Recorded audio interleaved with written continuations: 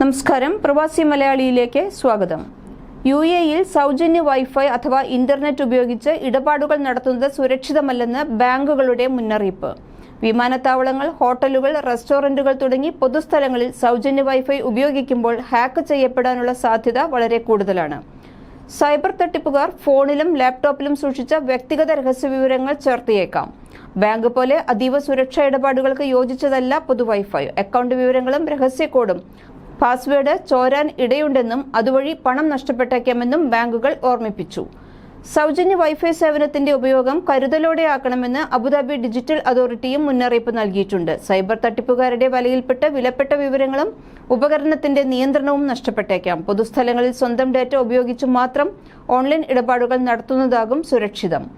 Shopping mall, gymnasium, coffee shop, library, public transport തുടങ്ങി പൊതുസ്ഥലങ്ങളിൽ ലഭ്യമാകുന്ന വൈഫൈ ഒരേ സമയം ആയിരങ്ങളാണ് ഉപയോഗിക്കുന്നത്. അതുകൊണ്ട് തന്നെ അപകട സാധ്യതയും കൂടുതലാണ്. യൂസർ നെയിമും പാസ്വേഡുമുള്ള പൊതു വൈഫൈ സേവനവും പൂർണ്ണ സുരക്ഷിതമാണെന്ന് കരുതരുതെന്ന് സൈബർ സുരക്ഷാ വിദഗ്ധനും cyber shelter group CEO Ilyas Puliyankal പറഞ്ഞു. രഹസ്യ കോഡുകൾ ഇല്ലാത്ത വൈഫൈ ശൃംഖലകളിൽ എത്തുന്ന ഉപഭോക്താക്കളുടെ വിവരങ്ങൾ ഉപയോഗിച്ച് ഇവർ അറിയാതെ ഇടപാട് നടത്താൻ സൈബർ തട്ടിപ്പുകാർക്ക് സാധിക്കും. സുരക്ഷാ നിർദ്ദേശങ്ങൾ ഇവയാണ്: പൊതു വൈഫൈ ഉപയോഗിക്കുമ്പോൾ ബാങ്ക് അക്കൗണ്ടോ മൊബൈൽ ആപ്പോ തുറക്കരുത്.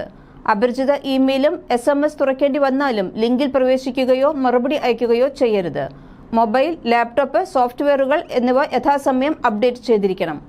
ആന്റിവൈറസ് സോഫ്റ്റ്വെയർ പ്രവർത്തനക്ഷമമാണെന്ന് ഉറപ്പാക്കണം. വ്യക്തിഗത ബാങ്കിംഗ് വിവരങ്ങൾ ഒരിക്കലും പങ്കിടരുത്.